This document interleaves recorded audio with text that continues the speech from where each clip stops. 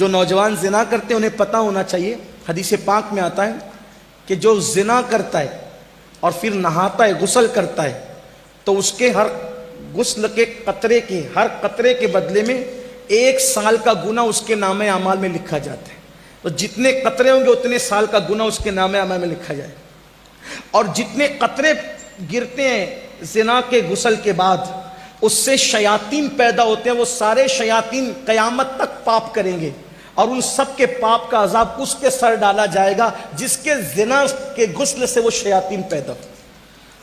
اور دوسری طرف حدیث پاک میں آتا ہے کہ جو نکاح کرتا ہے اور نکاح کرنے کے بعد جائز ملاقات بیوی سے کرتا ہے اور پھر غسل کرتا ہے، تو ہر قطرے کے بدلے میں 1 سال کی عبادت کا ثواب لکھا جاتا ہے، اور جتنے قطرے ہوتے ہیں ان کی تعداد کے برابر فرشتے پیدا کیے جاتے ہیں، اور قیامت تک وہ جتنی عبادت کریں گے اس سب کا صلہ اس کو ملے گا جس کے غسل کے قطرے کی تعداد کے برابر وہ فرشتے پیدا ہوئے۔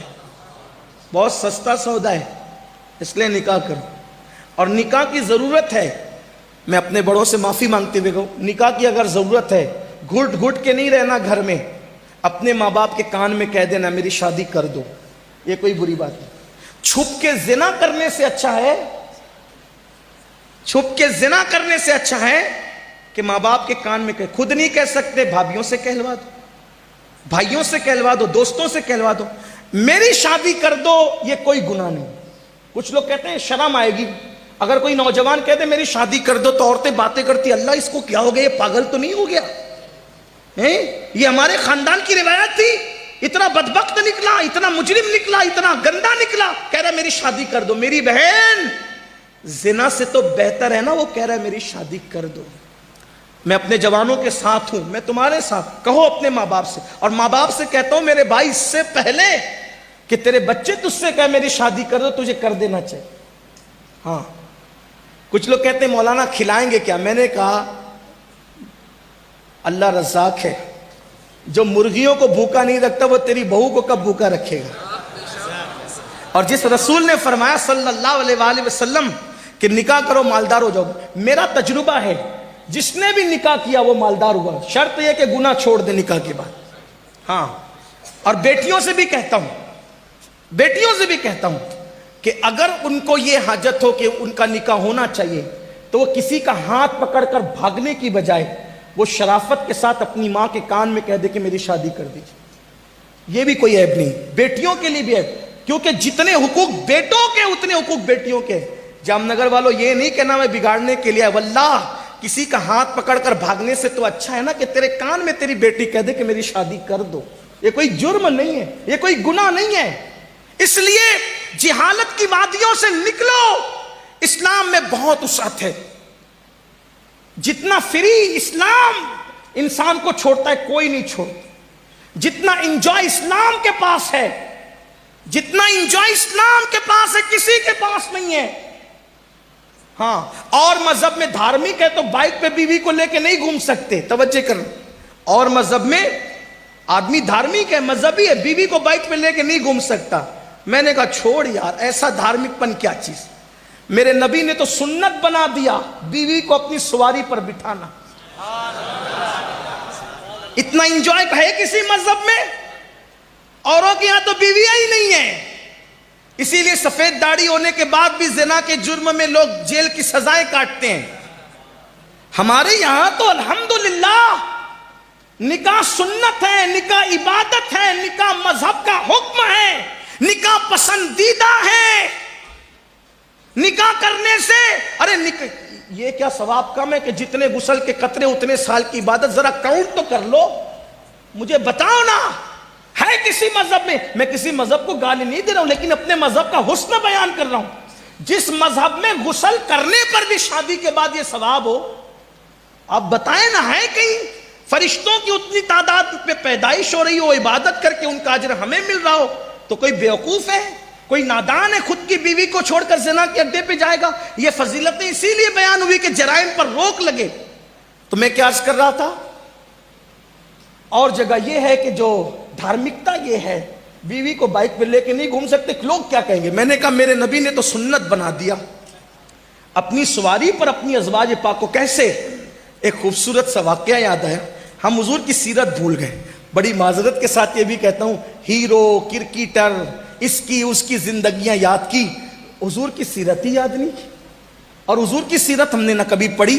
اچھا جب کبھی یہ بیان کرو نا, لوگ کہتے ایسا ہے, ہم نے تو کبھی نہیں سنا. تو تو نے نہیں سنا تو اس کا مطلب کیا ہے ہی نہیں. آدمی جو چیز نہیں جانتا اس کا دشمن ہوتا ہے. نہیں سنا تو بھئی آپ کو سننا چاہیے تھا نا, نہیں پڑھا تو آپ کو پڑھنا چاہیے تھا. خیبر کے موقع پر حضور علیہ السلام کی ایک پیاری زوجہ حضرت سیدہ صفیہ کا نکاح ہوتا ہے. اور صفیہ پاک کا جب نکاح ہوتا ہے تو صحابہ کرام کے درمیان ایک اختلاف ہو جاتا ہے. کچھ لوگ کہتے ہیں کہ خیبر کے سردار کی بیٹی حضور کے پاس کنیز کی شکل میں لائی گئی ہے, تو کچھ کہتے ہیں حضور نے اس کو اپنی کنیز بنا لی, سردار کی بیٹی کو اپنی کنیز بنا لی. کچھ لوگ کہتے ہیں نہیں حضور نے نکاح کیا, کچھ کہتے ہیں کنیز بنائی. کچھ تو صحابہ میں سے کوئی کہتا ہے چھوڑو ابھی بحث نہ کرو, بات نہ کرو, ابھی دیکھیں گے. حضور جب اس خاتون کو اپنے ساتھ لے کے چلیں گے تو اگر حضور پردہ کروائیں گے تو سمجھ لیں گے کہ حضور نے نکاح کیا, اور اگر حضور پردہ نہیں کروائیں گے تو کیا سمجھیں گے کہ حضور نے اس کو اپنی کنیز بنا لی. حضور نے پردہ کروایا اور حضور نے حضرت صفیہ کو اپنی اونٹنی پر اپنے ساتھ بٹھایا.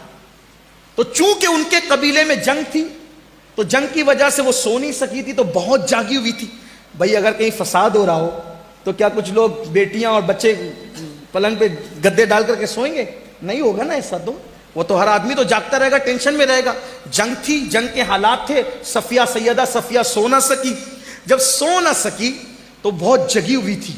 اب جب حضور کے پاس آئی, دیکھو یہ بھی حضور کا طریقہ تھا, جب آئی نا سردار کی بیٹی تھی, کنیز بنا کر لائی گئی, تو سرکار نے فرمایا دیکھو تم سردار کی بیٹی ہو, اگر تم چاہو تو تمہارے ساتھ نکاح کر لیں, اور اگر تم چاہو تو ہم تمہیں آزاد کر دیتے, تم اپنے باپ کے پاس چلی جاؤ, تم سردار کی بیٹی ہو.